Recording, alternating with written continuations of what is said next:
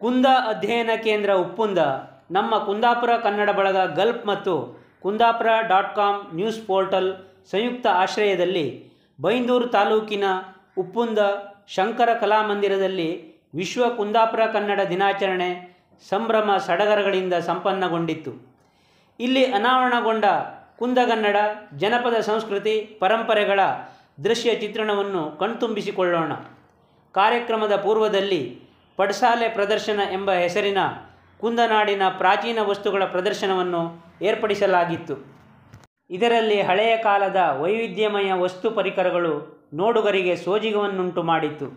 ಹಳೆಯ ಕಾಲದ ಪರಿಕರಗಳನ್ನು ಇಂದಿನ ಪೀಳಿಗೆಗೆ ಪರಿಚಯಿಸುವ ಪಡ್ಸಾಲೆ ಪ್ರದರ್ಶನ ನಿಜಕ್ಕೂ ಅಪೂರ್ವ ಮತ್ತು ಅದ್ಭುತ.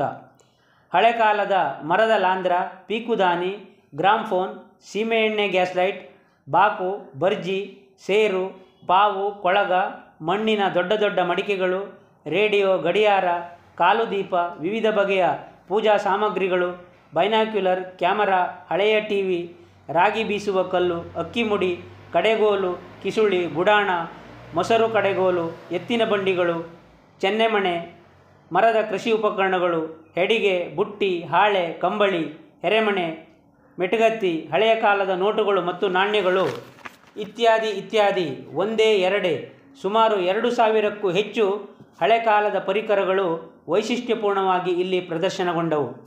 ಸ್ಪರ್ಧಾ ಕಾರ್ಯಕ್ರಮದ ಅಂಗವಾಗಿ ಪ್ರಾರಂಭದಲ್ಲಿ ಹಲಸಿನ ಕೊಟ್ಟೆ ಸೆಟ್ಟುವ ಸ್ಪರ್ಧೆ ಏರ್ಪಡಿಸಲಾಗಿತ್ತು.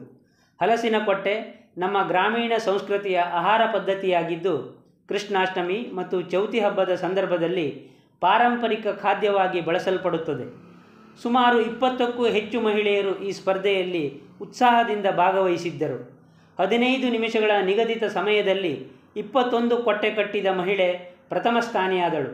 ಹಲಸಿನ ಎಲೆಯನ್ನು ಶತಮಾನಗಳಿಂದಲೂ ಸಾಂಪ್ರದಾಯಿಕ ಔಷಧಿಗಳಲ್ಲಿ ಬಳಸಲಾಗುತ್ತದೆ ಮತ್ತು ಅದು ವಿವಿಧ ಆರೋಗ್ಯವರ್ಧಕ ಪ್ರಯೋಜನಗಳನ್ನು ಮತ್ತು ಔಷಧೀಯ ಗುಣವನ್ನು ಹೊಂದಿರುತ್ತದೆ. ಕರಾವಳಿಯ ಪ್ರಾಂತ್ಯಗಳಲ್ಲಿ ಇಡ್ಲಿ ಹಿಟ್ಟನ್ನು ಹಲಸಿನ ಎಲೆ ಕೊಟ್ಟೆಯಲ್ಲಿ ತುಂಬಿಸಿ ಹಬೆಯಲ್ಲಿ ಬೇಯಿಸಿ ಇಡ್ಲಿ ಕೊಟ್ಟೆ ತಯಾರಿಸುತ್ತಾರೆ. ಹಲಸಿನ ಎಲೆಗಳಲ್ಲಿ ಹೇರಳವಾಗಿ ಆ್ಯಂಟಿ ಆಕ್ಸಿಡೆಂಟ್ ಗುಣವಿದೆ. ಅದು ಕ್ಯಾನ್ಸರ್ ಮತ್ತು ಹೃದಯ ರೋಗಗಳನ್ನು ತಡೆಯುತ್ತದೆ, ನಮ್ಮ ದೇಹದಲ್ಲಿನ ಇಮ್ಯುನಿಟಿಯನ್ನು ಹೆಚ್ಚಿಸುತ್ತದೆ ಮತ್ತು ಡಯಾಬಿಟಿಸನ್ನು ನಿಯಂತ್ರಣದಲ್ಲಿ ಇಡುತ್ತದೆ. ಹಲಸಿನ ಎಲೆಯ ಈ ಎಲ್ಲ ಆರೋಗ್ಯವರ್ಧಕ ಗುಣಗಳು ನಮ್ಮ ಹಿರಿಯರಿಗೆ ಗೊತ್ತಿತ್ತು. ಹಾಗಾಗಿ ಅವರು ತಮ್ಮ ಆಹಾರ ಪದ್ಧತಿಗಳಲ್ಲಿ ವಿಶೇಷವಾಗಿ ಹಬ್ಬದ ಸಂದರ್ಭದಲ್ಲಿ ಹಲಸಿನ ಎಲೆಯಲ್ಲಿ ಇಡ್ಲಿ ಕೊಟ್ಟೆಯನ್ನು ವಿಶಿಷ್ಟ ಖಾದ್ಯವಾಗಿ ಬಳಸಲು ಆರಂಭಿಸಿದರು. ಗ್ರಾಮೀಣರ ಈ ಆರೋಗ್ಯವರ್ಧಕ ಆಹಾರ ಪರಂಪರೆಯು ಕೊಡುಗೆಯಾಗಿ ನಮಗೆ ಬಳುವಳಿಯಾಗಿ ಬಂದಿದೆ. ತದನಂತರ ಪುರುಷರು ಮತ್ತು ಮಹಿಳೆಯರಿಗಾಗಿ ಕುಂದಗನ್ನಡದ ಸಾಂಪ್ರದಾಯಿಕ ಹಾಡುಗಳ ಸ್ಪರ್ಧೆ ನಡೆಯಿತು.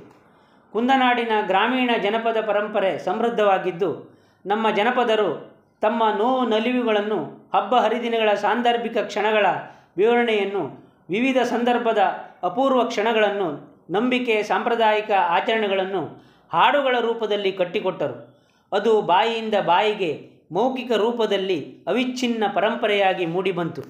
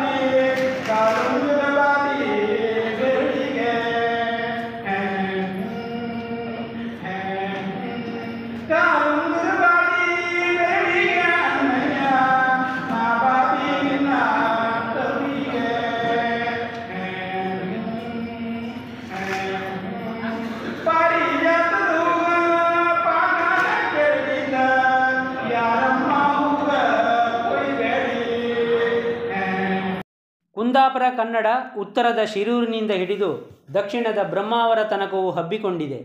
ಗ್ರಾಂಥಿಕ ರೂಪಕ್ಕೆ ತಿರುಗದೆ ಮೌಖಿಕವಾಗಿಯೇ ಬಳಕೆಯಾಗುತ್ತಿರುವುದು ಕುಂದಾಪುರ ಕನ್ನಡದ ಅನನ್ಯತೆಯ ದ್ಯೋತಕ. ಕುಂದಗನ್ನಡದಲ್ಲಿ ಹಳೆಗನ್ನಡದ ತದ್ಭವ ತತ್ಸಮಗಳು ನವಿರಾಗಿ ಅಡಕಗೊಂಡಿದೆ. ಕುಂದಾಪುರ ಕನ್ನಡದ ಗೇಯತೆ ಕಾವ್ಯಾತ್ಮ ಕಥೆಗಳೆಲ್ಲ ಅನ್ಯಥಾ ದುರ್ಲಭ.